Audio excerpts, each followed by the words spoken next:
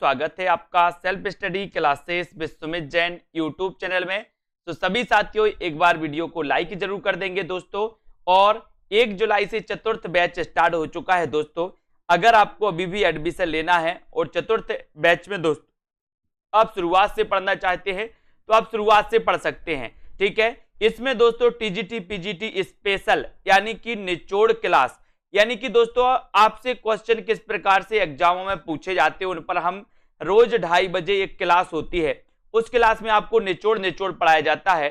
साथ ही शुरुआत से दोस्तों एक नया बैच स्टार्ट हुआ 1 जुलाई से। अब लाइव क्लास भी चलेंगी, रिकॉर्डेड कोर्स भी आपको पूरा मिलेगा, है ना। निचोड़ यानी कि टीजीटी पीजीटी स्पेशल निचोड़ आपके लिए रहेगा।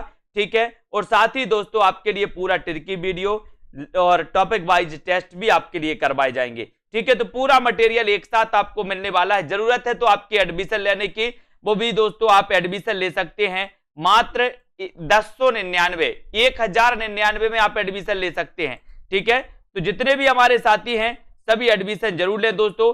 और 2020 टेस्ट सीरीज आपके लिए बिल्कुल फ्री होती है रविवार और गुरुवार को, है ना। तो आज ही ऐप को डाउनलोड कर लें और प्रैक्टिस सेट भी आप दोस्तों लगाते रहें। और दोस्तों 3000 प्रश्नों की टेस्ट सीरीज अगर आपको लगाना है तो वो 400 में उपलब्ध है। मॉडल पेपर टीजीटी पीजीटी के लगाना है तो वो 450 में आप लगा सकते हैं।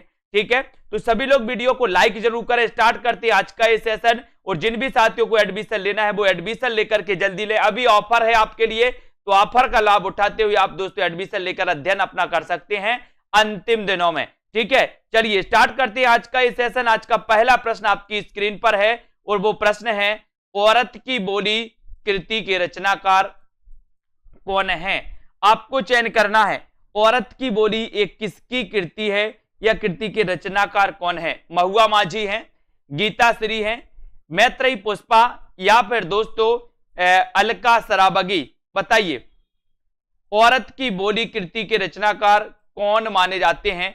अच्छा क्वेश्चन है, इतना अच्छा क्वेश्चन है दोस्तों। अपन ने कई बार पढ़ा है कि औरत की बोली कैसी होनी चाहिए, औरत की बोली कैसी होनी चाहिए।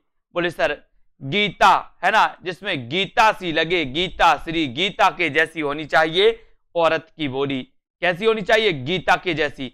तो गीता श्री की एक रचना है औरत की बोली। ठीक है, औरत की बोली गीता श्री, यानी बी नंबर आपका बिल्कुल सही आंसर। Very good. अगला क्वेश्चन देखो, बेदिन गद्यात्मक विधा की रचना है, तो बताना है आपको दोस्तों ये बेदिन का जो काव्य रूप है वो क्या है, इसकी विधा क्या है, विधा बताना है आपको। बेदिन की कौन सी विधा से संबंधित है, संस्मरण है, कहानी है, यात्रा वृत्तांत है या फिर उपन्यास है।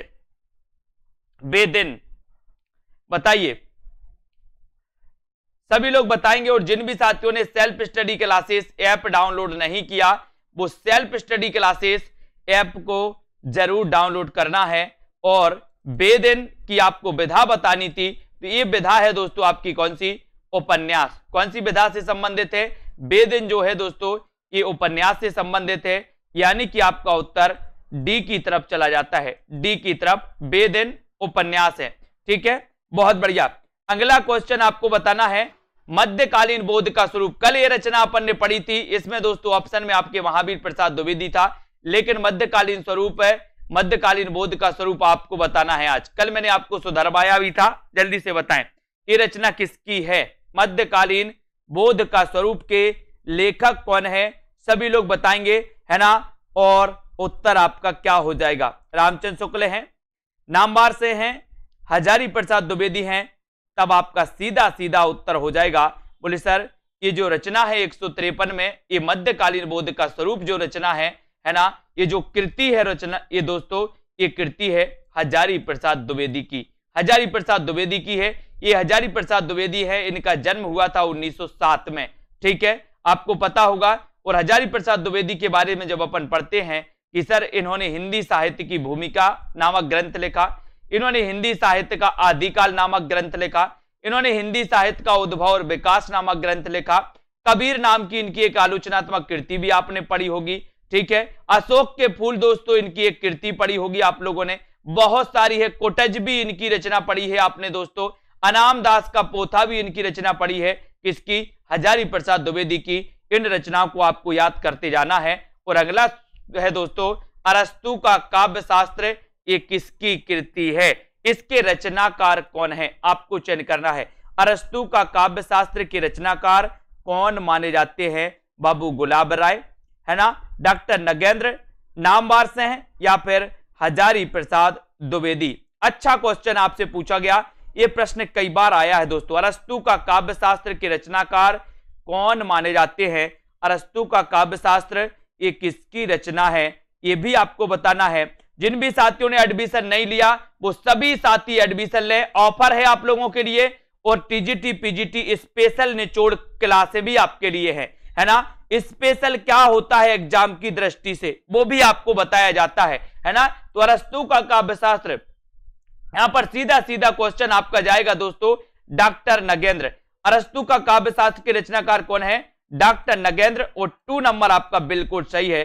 डॉक्टर नगेंद्र के बारे में आप लोग जानते हैं, और अरस्तु का काव्य शास्त्र के लेखक भी डॉक्टर नगेंद्र हैं।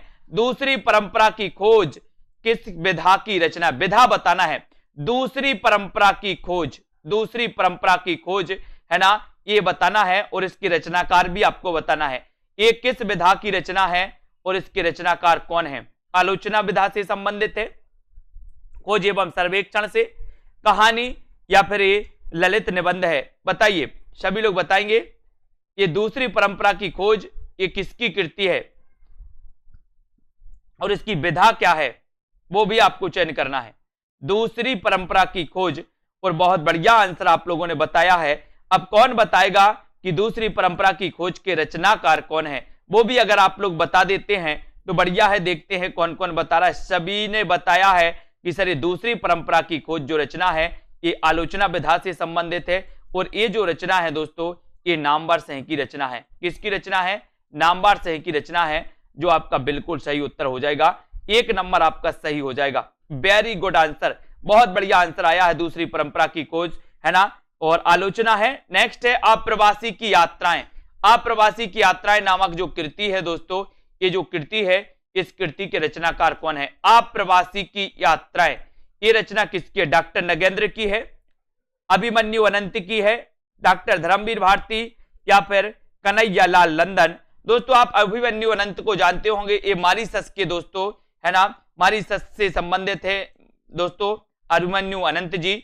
और अप्रवासी की यात्राएं अगर आपसे पूछा गया क्वेश्चन है तो आपको जल्दी से उत्तर बताना है। वीडियो को लाइक करना है, अपने मित्रों तक शेयर करना है, सेल्फ स्टडी क्लासेस ऐप से जुड़ना है ना। और दोस्तों आपके लिए दोस्तों 2020 सीरीज करवाई जाती है, 2020 टेस्ट सीरीज, उससे आप जुड़ सकते हैं, बिल्कुल फ्री जुड़ सकते हैं। जिनको एडमिशन लेना है वो एडमिशन लेकर के अध्ययन कर सकते हैं। और यहां पर बहुत अच्छा आंसर आपने बताया है कि सर अप्रवासी की यात्राएं डॉक्टर नगेंद्र जी की है, बहुत बढ़िया। 1 नंबर आपका बिल्कुल सही हो जाएगा। अप्रवासी की यात्राएं डॉक्टर नगेंद्र, वेरी गुड, बहुत बढ़िया। अगला क्वेश्चन, भोला राम का जीव किस विधा की रचना है दोस्तों। भोला राम के जीव ये किस विधा की रचना है, ये आपको बताना है। जल्दी सभी लोग बताएंगे। भोला राम का जीव, भोला राम का जीव एक क्वेश्चन पूछा जाता है दोस्तों, ये विधा आपसे पूछी गई, विधा पूछी गई तो आपको विधा बताना है। उत्तर यहां पर क्या हो जाएगा,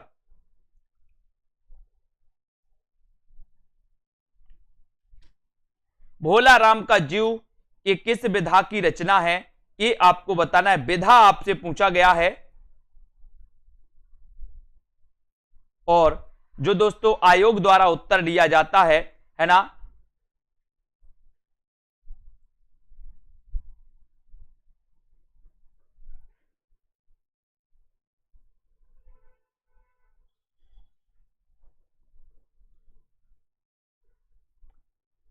हरिशंकर परसाई जी की रचना है ना। लेकिन आपको पता है दोस्तों कि ये व्यंग्य निबंध माना जाता है, व्यंग्यात्मक निबंध माना जाता है ये, है ना। अब यहां पर आपसे पूछा गया किस विधा की रचना है, तो दोस्तों व्यंग्य विधा ये विधा के रूप में प्रचलित नहीं है ना, व्यंग्य विधा के रूप में प्रचलित नहीं है। एक तो व्यंग्य लिखा, व्यंग्यकार माने जाते हैं हरिशंकर परसाई, है ना, लेकिन इनका व्यंग्यात्मक निबंध माना जाता है ये दोस्तों भोला राम का जीव। और उत्तर भी यही लिया जाता है, निबंध, है ना। याद रख लेना, आपसे विधा पूछा गया तो आपको यहां पर व्यंग्यात्मक निबंध लगाना, व्यंग्य निबंध लगाना है। ये नंबर आपका यहां पर सही हो जाएगा। ठीक है, अगला क्वेश्चन आपको बताना है, यात्री मित्र यात्रा वृत्तांत के लेखक कौन है? यात्री मित्र यात्रा वृत्तांत के लेखक कौन माने जाते हैं? शिव प्रसाद गुप्त, विष्णु प्रभाकर, सत्यदेव परिव्राजक और राम नारायण मिश्र। ये बताइए, आप लोग बताइए, यात्री मित्र यात्रा वृत्तांत के लेखक कौन है? यात्री मित्र यात्रा वृत्तांत के लेखक कौन माने जाते हैं? कौन माने जाते हैं? शिव प्रसाद गुप्त माने जाते हैं, या फिर दोस्तों सत्यदेव परिव्राजक माने जाते हैं, राम नारायण मिश्र माने जाते हैं? और आपका बिल्कुल सही आंसर हो जाएगा, ठीक है, यहां पर यात्री मित्र यात्रा वृत्तांत के लेखक कौन है? और बहुत अच्छा क्वेश्चन है यात्री मित्र, है ना। आपने बताया कि सर सत्यदेव परिव्राजक, है ना, जो आपका बिल्कुल सही आंसर है। 3 नंबर आपका बिल्कुल सही है दोस्तों ये। ठीक है, यात्री मित्र आपसे पूछा गया था कि इसके रचनाकार कौन है, यात्रा वृत्तांत के रचनाकार कौन है, तो बोले सत्यदेव परिव्राजक। और 3 नंबर आपका बिल्कुल सही हो जाएगा, सी नंबर आपका बिल्कुल सही हो जाएगा। ठीक है, अरे याया बार रहेगा याद, अरे याया बार रहेगा याद अज्ञे की किस विधा से संबंधित रचना है? अरे यायावर रहेगा याद, अरे यायावर रहेगा याद अज्ञे की किस विधा से संबंधित रचना है? डायरी है, संस्मरण है, रेखा चित्र है, या फिर दोस्तों यात्रा वृत्तांत है? अरे यायावर रहेगा याद अज्ञे की किस विधा की रचना है, ये आपको चयन करना है, बताइए। और सभी लोगों को पता है कि सर ये अज्ञेय की रचना है, और अज्ञेय की रचना है तो ये रचना सभी को पता है कि ये यात्रा वृत्तांत है। अरे यायावर रहेगा याद, रहेगा याद, ठीक है, यात्रा वृत्तांत, यानी कि 4 नंबर आपका बिल्कुल सही हो जाता है। अगला क्वेश्चन है, भारतेंदु ने यात्रा वृत्त संबंधी कौन सी रचना लिखी? भारतेंदु ने यात्रा वृत्त संबंधी कौन सी रचना लिखी है? गया यात्रा, इलाहाबाद की यात्रा, गंगा पार की यात्रा, या सरयू पार की यात्रा? बताइए, भारतेंदु ने यात्रा वृत्तांत संबंधी कौन सी रचना लिखी है? भारतेंदु ने यात्रा वृत्त संबंधी कौन सी रचना लिखी है? ये क्वेश्चन है आपका, अच्छा प्रश्न है, परीक्षा में जरूर आएगा दोस्तों, है ना। और ये भारतेंदु जी ने जो लिखी थी यात्रा वृत्त संबंधी, वो लिखी थी सरयू पार की यात्रा। कौन सी लिखी थी दोस्तों? सरयू पार की यात्रा। ये यात्रा वृत्त संबंधी रचना है, और ये रचना किसकी है? भारतेंदु जी की है। ठीक है, सभी को पता है, भारतेंदु जी को सभी जानते हैं दोस्तों, नहीं जानते क्या? सभी जानते हैं। हनूस नाटक के रचनाकार कौन है? हनूस नाटक के रचनाकार कौन है, बताइए। कुसुम कुमार, रमेश बख्शी, भीष्म साहिनी, या फिर मोहन राकेश? हनूस नाटक भी कई बार पूछा गया है दोस्तों। हनूस नाटक के रचनाकार कौन माने जाते हैं? एक बार वीडियो को लाइक जरूर करना, अपने मित्रों तक शेयर कर दो एक बार सभी साथी। और सभी साथी जिनको भी लेना है एडमिशन, वो एडमिशन ले सकते हैं दोस्तों, और बहुत अच्छी तैयारी कर सकते हैं। मात्र अभी आपके लिए 1099 का ऑफर है, यानी कि इसमें टीजीटी पीजीटी स्पेशल निचोड़ क्लास रहेगी हिंदी साहित्य की। इसमें शुरुआत से अध्ययन भी आपको करवाया जाएगा। इसमें दोस्तों आपके लिए पूरा कोर्स भी आपके लिए उपलब्ध है, रिकॉर्डेड कोर्स, साथ ही लाइव क्लासों से शुरुआत से अध्ययन चालू हो गया आज से। ठीक है, और इसमें आपको टॉपिक वाइज बहुत सारे टेस्ट भी हैं दोस्तों, इसमें ट्रिकी वीडियो है, साथ ही इसमें डाउट्स क्लियर वाले वीडियो भी हैं। सारी चीजें इस 1099 में मिलने वाली हो रही है, 1 साल तक वैलिड रहेगा। आगे आने वाले कोई भी एग्जाम के लिए आपके लिए दोस्तों ये कोर्स उपलब्ध रहेगा। और हनूस नाटक ये किसका है? तब आपका उत्तर चला जाता है भीष्म साहिनी। भीष्म साहिनी, यानी कि 3 नंबर आपका बिल्कुल सही हो जाता है। समस्त मानव जाति के प्रवर्तक भाव या मनोविकार ही होते हैं, ये कथन किसका है? आपको बताना है दोस्तों, इसमें बहुत अच्छा कथन है, समस्त मानव जाति के प्रवर्तक भाव या मनोविकार ही होते हैं, ये कथन किसका है? और आपने एक कथन पढ़ा होगा मनोविकार संबंधी जो रचनाएं की हैं दोस्तों, निबंध लिखे, वो किसने लिखे हैं वो भी आपको पता है ना। बताइए, समस्त मानव जाति के प्रवर्तक भाव या मनोविकार ही होते हैं, ये कथन किसका है? ये कथन किसका है आपको चयन करना है। और ये जो कथन है, ये कथन है किसका? किसका कथन है? सभी लोगों ने बताया कि सर ऐसा तो कोई नहीं कर सकता, ऐसा कथन तो, है ना, रामचंद्र शुक्ल ही कर सकते हैं। और बी नंबर मनोविकार संबंधी इन्होंने दोस्तों निबंध लिखे हैं, यानी कि आपका जो 2 नंबर है वो बिल्कुल सही है ना, बी नंबर आपका सही हो जाता है। नेक्स्ट आपको बताना है मृगनयनी उपन्यास के लेखक कौन है। मृगनयनी ये किसका उपन्यास है, ये भी आपको बताना है।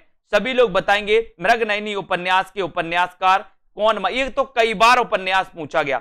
मृगनयनी किसका उपन्यास है, वृंदावन लाल वर्मा का है क्या, रांगे राघव का है, राहुल सांकृत्यायन या फिर मोहन राकेश का है, किसका है मृगनयनी उपन्यास।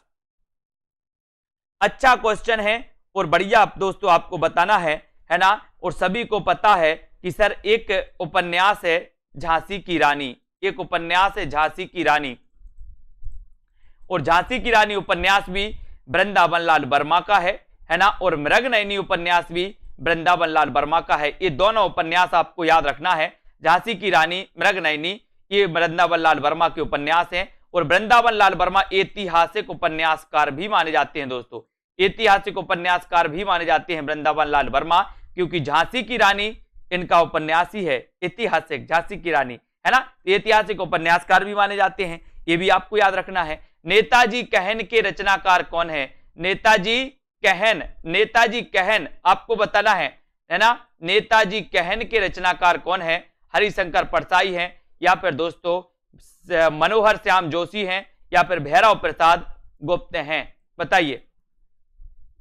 श्याम मनोहर जोशी, भैरव प्रसाद गुप्त, भैरव प्रसाद, श्रीलाल शुक्ल या फिर हरिशंकर परसाई। नेताजी कहन लगे, है ना, वो सुना है ना आप लोगों ने, कौन सा गाना सुना है, कहन लगे मोह से बब्बा कांगो चिलम तमाकू को डब्बा, वो सुना होगा आप लोगों ने, है ना गाना। लेकिन बोले नेताजी कहन लगे, नेताजी कहन लगे, बोले जोश में आके नेताजी कहन लगे, कहन लगे तो जोशी, श्याम मनोहर जोशी, जोशी, जोश में आके नेताजी कहन लगे, तो नेताजी कहन जोशी, जोशी, तो श्याम मनोहर जोशी याद रखना। सी नंबर, एक कहानी यह भी किसकी आत्मकथा है, एक कहानी यह भी आत्मकथा की रचनाकार कौन है, जल्दी से आपको बताना है। एक बार लाइक जरूर करेंगे सभी लोग, ठीक है, शेयर जरूर कर देना अपने मित्रों तक, और इसी प्रकार से अध्ययन करते रहना है।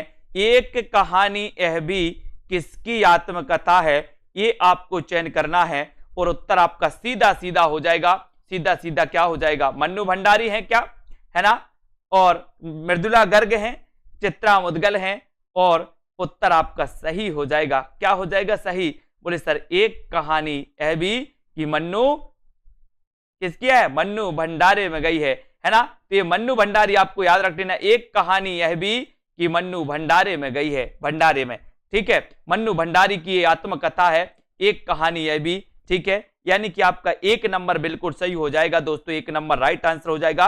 अगला क्वेश्चन आपको बताना है, यहां पर अगला क्वेश्चन है दोस्तों, ब्रह्मणी नारी की मार्मिक व्यथा का चित्रण किस ग्रंथ में हुआ है, ब्रह्मणी नारी की मार्मिक व्यथा का चित्रण किस ग्रंथ में हुआ है। एक है आपका, एक विकल्प है दोस्तों साकेत, दूसरा विकल्प है यशोधरा, तीसरा विष्णुप्रिया, और उत्तर आपको सामने दिख गया है, थोड़ा सा मिसप्रिंट है ना, उपर्युक्त सभी। आपको पता होगा कि ब्रह्मणी नारी से संबंधित साकेत भी है, साकेत आपको पता है दोस्तों, ठीक है, इसको आपको याद रख लेना है। ये देखो, ये यशोधरा है, विष्णुप्रिया है, इनको भी अपन को याद रख लेना है, ठीक है। ये तीनों रचनाएं दोस्तों ब्रह्मणी नारी पर आधारित हैं, और ये तीनों ही रचनाएं किसकी हैं, मैथिली शरण गुप्त की हैं, ठीक है। तो उपर्युक्त सभी डी नंबर आपका यहां पर सही है। अगले क्वेश्चन की ओर हम बढ़ेंगे। अगला प्रश्न आपको बताना है, सभी लोग बताएंगे, यहां पर आपका ब्रह्मणी नारी सभी लोगों ने याद किया दोस्तों, ठीक है।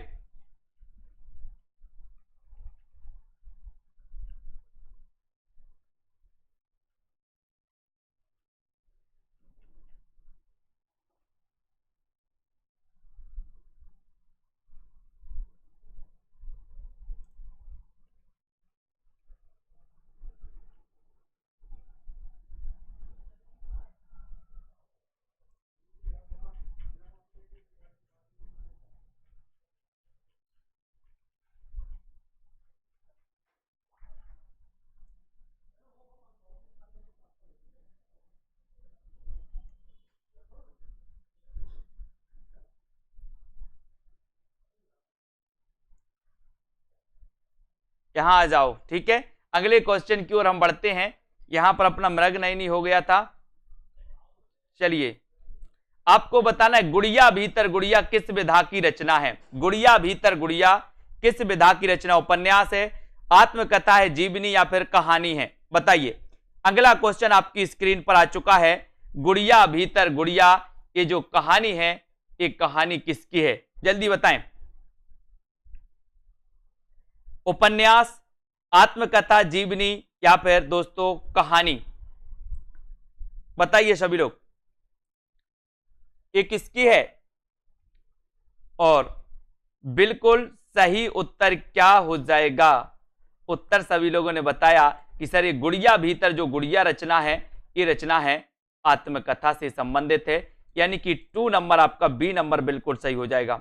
गुड़िया भीतर गुड़िया, है ना, बहुत बढ़िया। नेक्स्ट है, हिंदी की प्रथम प्राचीनतम आत्मकथा कौन सी है। हिंदी की प्रथम प्राचीनतम आत्मकथा कौन सी है, बताइए। हिंदी की प्रथम प्राचीनतम आत्मकथा कौन सी है, जिसका रचना काल है दोस्तों 1641, वो प्राचीनतम आत्मकथा कौन सी मानी जाती है। मेरी जीवन यात्रा, मेरी आत्मकहानी, आत्मकथा या फिर अर्धकथानक। हिंदी की प्रथम प्राचीनतम आत्मकथा कौन सी मानी जाती है। और बहुत बढ़िया आंसर आप लोगों ने बताया है कि सर ये जो हिंदी की प्रथम प्राचीन आत्मकथा जो है, ये आत्मकथा है कौन सी है, बहुत बढ़िया आंसर, अर्धकथानक। अर्धकथानक यानी कि आपका जो डी है ये बिल्कुल सही है। ये आपको बताना है अर्धकथानक किसकी रचना है, बनारसी दास चतुर्वेदी की है या फिर बनारसी दास जैन की है। जल्दी बताओ इसके लेखक कौन है, बनारसी दास चतुर्वेदी या फिर बनारसी दास जैन, बताएं। 2 ऑप्शन है आपके सामने, ये अर्धकथानक है, इसको भी अपन याद रखेंगे। डी नंबर तो आपका सही है। कलम का सिपाही कृति के लेखक कौन है, ये भी आपको बताना है, बताइए। ब्रज भाषा में रचित है, अर्धकथानक बिल्कुल सही है ना। बनारसी दास जैन कृत है, वेरी गुड। ठीक है, बनारसी दास चतुर्वेदी और बनारसी दास जैन में दोस्तों बहुत सारे लोग कंफ्यूज हो जाते हैं।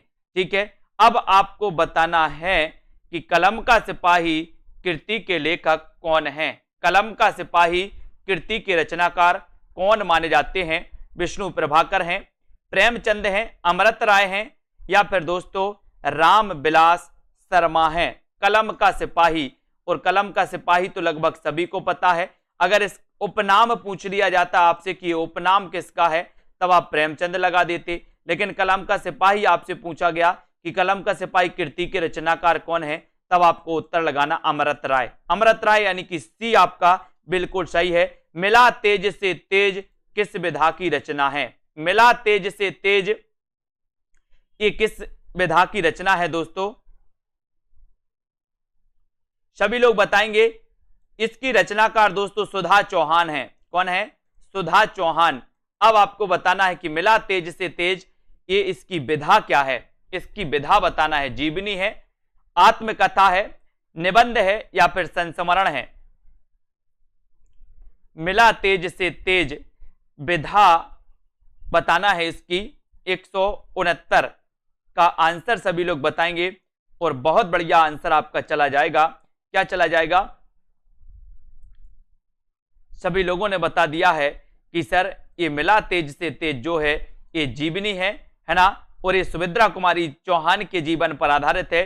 उनकी पुत्री सुधा चौहान द्वारा ये दोस्तों रचित है, यानी कि तो ये जीवनी मानी जाती है, मिला तेज से तेज। ठीक है, भारतेंदु योग और हिंदी भाषा की विकास परंपरा के लेखक कौन है। भारतेंदु योग और हिंदी भाषा की विकास परंपरा, भारतेंदु योग और हिंदी भाषा की विकास परंपरा के लेखक कौन है, ये उत्तर आपको बताना है दोस्तों। अच्छा क्वेश्चन है, अच्छा क्वेश्चन है। भारतेंदु योग और हिंदी भाषा की विकास परंपरा के जो लेखक माने जाते हैं वो कौन माने जाते हैं। डॉक्टर नामवर सिंह माने जाते हैं, लक्ष्मीकांत वर्मा, विजय देव नारायण शाही या फिर रामविलास शर्मा। भारतेंदु योग और हिंदी भाषा की विकास परंपरा के लेखक कौन है, ये भी आपको उत्तर हो जाएगा, है ना। ये उत्तर हो जाएगा दोस्तों आपका क्या, बोले सर ये जो प्रश्न है ये जो है उत्तर ये रामविलास शर्मा, है ना। रामविलास शर्मा का जन्म 1912, है ना। रामविलास शर्मा मार्क्सवादी आलोचक माने जाते हैं दोस्तों, है ना। और ये प्रगतिवाद से संबंधित है ना, ये प्रगतिवादी माने जाते हैं दोस्तों। कौन? रामविलास शर्मा। और हमारा जो प्रगतिवाद है, ये प्रगतिवाद मार्क्सवाद से प्रभावित माना जाता है ना। तो भारतेंदु योग और हिंदी भाषा की विकास परंपरा के जो लेखक हैं वो रामविलास शर्मा है। ये भी अपन को याद रखना है। ठिठुरता हुआ गणतंत्र किसकी रचना है? ठिठुरता हुआ गणतंत्र के रचनाकार कौन है? अच्छा क्वेश्चन है दोस्तों। ठिठुरता हुआ गणतंत्र के रचनाकार कौन माने जाते हैं? सभी को बताना है। लाइक कर देना, एक बार शेयर कर देना अपने मित्रों तक। और सभी साथी, जितने भी साथी हैं जिसका जब भी एग्जाम है, आप दोस्तों एडमिशन ले सकते हैं। आगे आने वाले जितने भी एग्जाम होंगे उनके लिए भी हेल्पफुल रहेगा। और दोस्तों आपका अध्ययन भी निरंतर चलता रहेगा, ठीक है। और आज आपके लिए बहुत सारी चीजें दोस्तों, निचोड़ क्लास है ना, शुरुआत से अध्ययन। और साथ ही दोस्तों आपका यहाँ एक क्लास में अपना गद्य साहित्य, दूसरी क्लास में पद्य साहित्य, तीसरी क्लास में दोस्तों आपको निचोड़ क्लास, यानी कि पैड वालों की 3 क्लासें चल रही हैं। तो ठिठुरता हुआ गणतंत्र के रचनाकार आपको बताना है। और उत्तर सीधा चला जाता है दोस्तों, हरिशंकर परसाई। ठिठुरता हुआ गणतंत्र के रचनाकार हरिशंकर परसाई हैं, है ना। ये भी अपन को याद रख लेना है। 1 नंबर आपका बिल्कुल सही हो जाएगा। एक जिन्होंने लगाया उनका आंसर बिल्कुल सही है। बोला राम का जीव की विधा आपसे पूछा गया था। राम वृक्ष बैनीपुरी की कौन सी कृति यात्रा वृत्त है? यात्रा वृत्त संबंधी बताना है। यात्रा वृत्त कौन सी है? यात्रा वृत्त राम वृक्ष बैनीपुरी को आप जानते होंगे दोस्तों। माटी की मूर्तें इनकी एक बहुत ही अच्छी रचना है। माटी की मूर्तें कई बार पूछी गई रचना। और राम वृक्ष बैनीपुरी की कौन सी कृति यात्रा वृत्त संबंधी है? यात्रा वृत्त संबंधी कौन सी है? सागर की लहरों पर अप्रवासी की यात्राएं, पैरों में पंख बांधकर आई मेरी यूरोप यात्रा। तो यहां पर 4 विकल्प हैं। अच्छा क्वेश्चन है, सभी लोग बताएंगे 173 का आंसर। वीडियो को लाइक शेयर जरूर करते रहें अपने मित्रों तक, ठीक है। और सेल्फ स्टडी क्लासेस ऐप को जरूर डाउनलोड कर ले। वहां पर आपको 2020 टेस्ट सीरीज भी करवाई जाती है दोस्तों, बिल्कुल फ्री करवाई जाती है। और अच्छा क्वेश्चन बताया है, बोले सर पैरों में पंख बांधकर उड़ते चलो और वृक्ष पर बैठ जाओ, है ना। तो ये पैरों में पंख बांधकर, ये 3 नंबर आपका बिल्कुल सही हो जाएगा।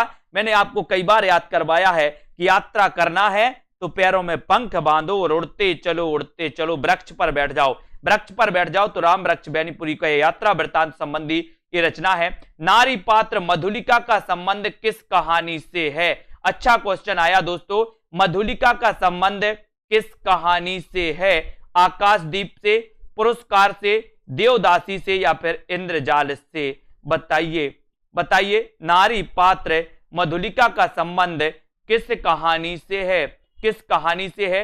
आपको चयन करना है। आकाशदीप, पुरस्कार, देवदासी या फिर दोस्तों इंद्रजाल। इनमें से आपको चयन करना है। और सीधा उत्तर आपका होगा मधुलिका बताना है। मधुलिका का संबंध किस कहानी से है बताएं।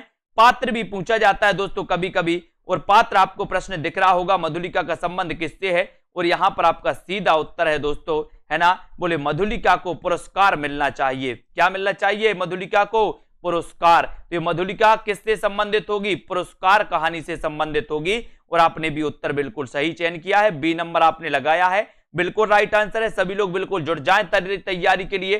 तीसरी कसम फिल्म किस लेखक की कहानी पर बनाई गई थी? तीसरी कसम बताइए। तीसरी कसम फिल्म बनी थी दोस्तों, ये किस लेखक की कहानी पर बनाई गई थी?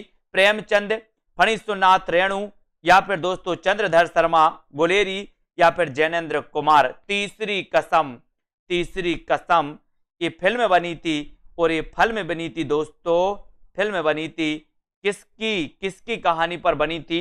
ये भी आपको बताना है। और सभी लोगों को पता है किसकी कहानी पर बनी थी। वो फिल्म की आपको बताना है कि फणीश्वरनाथ रेणु जी की कहानी पर बनी थी दोस्तों। और आपको बताना है कि वो रचना कौन सी थी, वो रचना कौन सी थी जिस पर एक कहानी बनी, ये फिल्म बनी थी दोस्तों, तीसरी कसम। जल्दी से आपको कमेंट में लिखना है। ये तो आपको पता चल गया कि रेणु जी, है ना, फणीश्वरनाथ रेणु, है ना, इनकी दोस्तों कहानी पर बनी थी। और आपको बताना है कि वो कहानी कौन सी है। जल्दी बताइए। रामचंद्र शुक्ल की श्रद्धा और भक्ति तथा दोस्तों लोभ और प्रीति निबंध किस श्रेणी में आते हैं? किस श्रेणी में आते हैं? भाव या मनोविकार संबंधी, साहित्य सिद्धांत संबंधी, विचारात्मक या फिर साहित्य समीक्षा संबंधी? बताइए। तीसरी कसम और फिर मारे गए गुलफाम, है ना। आपको बताना है रामचंद्र शुक्ल के श्रद्धा और भक्ति तथा लोभ और प्रीति निबंध किस श्रेणी में आते हैं? किस श्रेणी में आते हैं? बताइए, किस श्रेणी में आते हैं? भाव या मनोविकार संबंधी इन्हें कहेंगे, है ना, या फिर दोस्तों इन्हें साहित्य सिद्धांत संबंधी कहेंगे, विचारात्मक मानेंगे, या फिर साहित्य समीक्षा संबंधी निबंध बोलेंगे? इन्हें कौन से निबंध बोलेंगे इनको? और सीधा सीधा आंसर है, आंसर आपका चला गया कि सर ये तो कौन से हैं? प्रीति, ये मनोविकार, भाव या मनोविकार संबंधी ये निबंध हैं, इनको भी अपन को याद करना है। सभी लोग लाइक जरूर करें दोस्तों, जितने भी हमारे साथी हैं सभी को लाइक जरूर करना है, ठीक है, सभी लोग लाइक करेंगे। और चलिए आगे बढ़ते हैं, अगले प्रश्न की ओर जाते हैं। अगला प्रश्न है, इनमें से कौन सी कृति प्रतिबंधित रही है? कौन सी कृति प्रतिबंधित रही? अच्छा क्वेश्चन। 177 का आंसर आपको बताना है, कौन सी कृति प्रतिबंधित रही है? भारत भारती, बंदिनी, झांसी की रानी या फिर चिंगारियां? कौन सी कृति प्रतिबंधित रही है? बताइए। और आपका सीधा सीधा उत्तर क्या चला जाएगा? कौन सी कृति प्रतिबंधित रही है आपको बताना है। और दोस्तों सभी लोगों ने बताया है 177 का उत्तर डी, बहुत बढ़िया आंसर, डी नंबर आपका सही है। चिंगारियां, चिंगारियां दोस्तों आपको बताना है कि जो चिंगारियां रचना है ये किसकी रचना है ना। और ये आपको बता कि कौन सी कृति प्रतिबंधित रही है? चिंगारियां, ठीक है। चिंगारियां के रचनाकार कौन है ये भी आपको चयन करना है। सभी लोग बताएंगे, जल्दी बताओ। ये भी प्रतिबंधित रही है दोस्तों, ठीक है, प्रतिबंधित पूछा गया तो आपको ये चिंगारियां आपको उग्र जी की रचना लगानी है ना। उग्र जी की ये रचना, इसको याद रख लेना, ये प्रतिबंधित रही, ठीक है, सोजे बतन के जैसी, है ना। अगला क्वेश्चन है, हिंदी का प्रथम व्याकरण लिखने वाले जो विद्वान है वो कौन है? हिंदी का प्रथम व्याकरण लिखने वाले विद्वान कौन है ये भी आपको बताना है। हिंदी का प्रथम व्याकरण लिखने वाले विद्वान कौन है? कौन है? हिंदी का प्रथम व्याकरण लिखने वाले जो विद्वान है वो विद्वान कौन है? आपको सीधा सीधा उत्तर बताना है। जेसुआ केटलर हैं क्या, है ना, या फिर दोस्तों किशोरीदास वाजपेयी हैं, जॉर्ज ग्रियर्सन हैं, या फिर कामता प्रसाद गुरु हैं? बताएं। और सीधा सीधा आंसर आपका चला जाएगा, बोले सर ये जेसुआ केटलर, है ना। हिंदी का प्रथम व्याकरण लिखने वाले जो विद्वान हैं वो जेसुआ केटलर हैं। जेसुआ केटलर, यानी कि आपका जो एक नंबर है, ये नंबर है, वो आपने बिल्कुल सही बताया है, ये नंबर राइट आंसर है। आ हिस्ट्री ऑफ हिंदी लिटरेचर के लेखक कौन है? आ हिस्ट्री ऑफ हिंदी लिटरेचर के लेखक कौन है? एफ है फ्रैंक ई केई हैं दोस्तों, या फिर मैक मूलर हैं, जॉर्ज ग्रियर्सन हैं, या कामता प्रसाद गुरु हैं?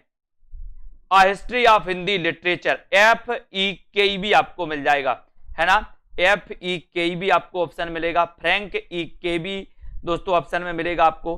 तो आप क्या लगाओगे? आ हिस्ट्री ऑफ हिंदी लिटरेचर के रचनाकार आपसे पूछा गया, 179 का उत्तर आपसे पूछा गया। और ऐसे कितने साथी हैं जिन्होंने अभी तक सेल्फ स्टडी क्लासेस ऐप को डाउनलोड नहीं किया? आप लोग सेल्फ स्टडी क्लासेस ऐप को जरूर डाउनलोड कर लें, निश्चित ही आपको फायदा होगा।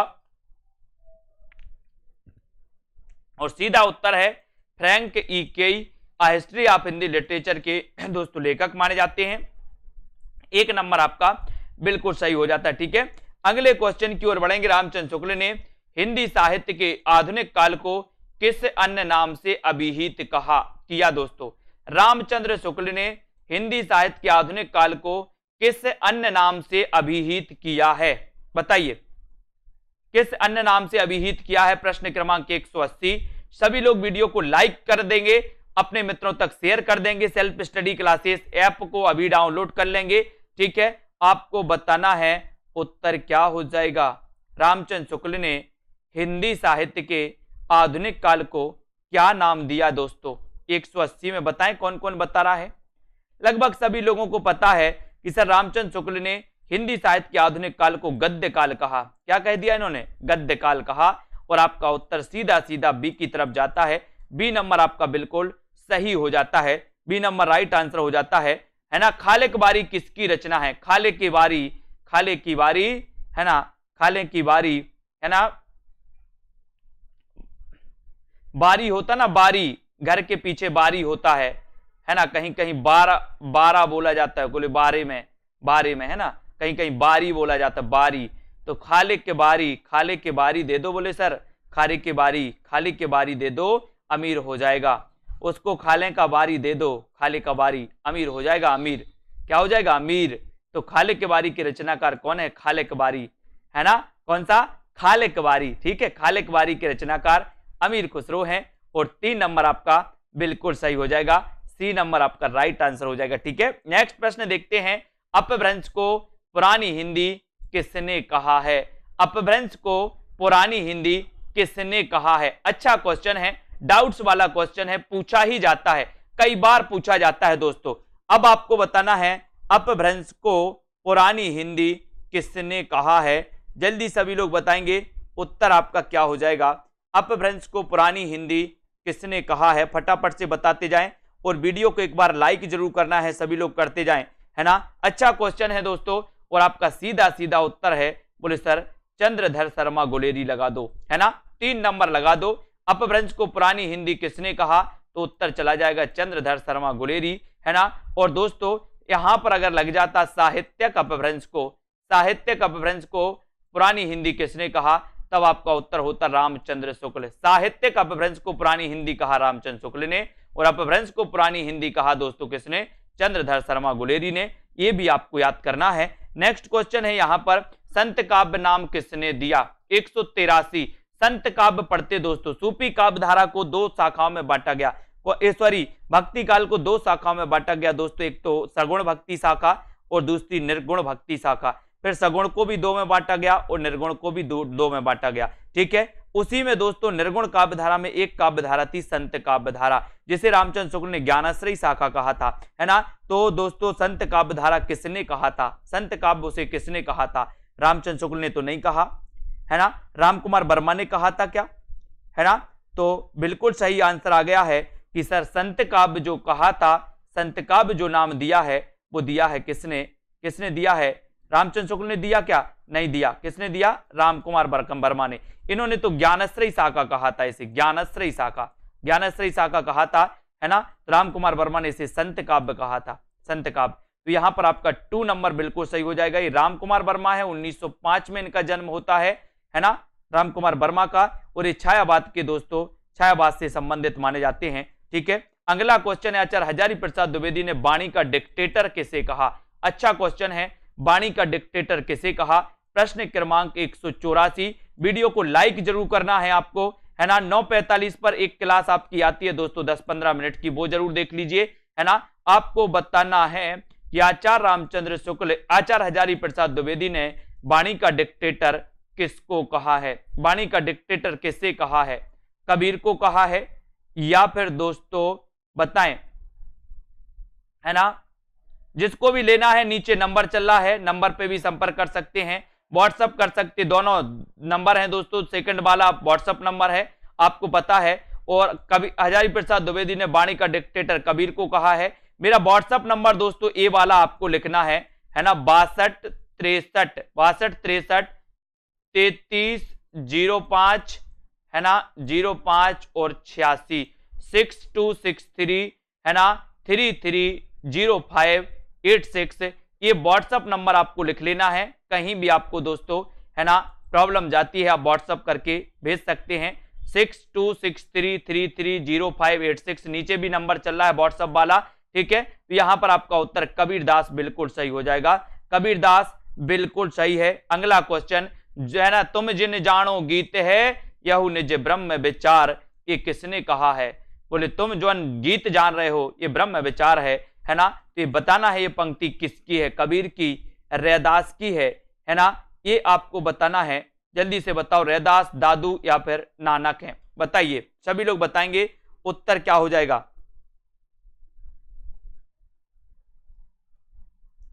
सभी लोग बताएंगे। तुम जिन जानो गीत है यह निज ब्रह्म विचार, ये किसने कहा है, ये बताना है दोस्तों। माउस से लिखते हैं, माउस से उतना अच्छा से लिखते नहीं आता है ना, पैड नहीं है, माउस से लिखते जब तो उतना अच्छा नहीं लिखता। ठीक है, यहां पर आपको बताना है, ये कबीर आपको याद रख लेना है। तुम जिन जानो गीत है यह निज ब्रह्म विचार, ये पंक्ति कबीर की है, इसको आपको याद करना है, एक कबीर दास आपको याद रखना। ठीक है, वेरी गुड।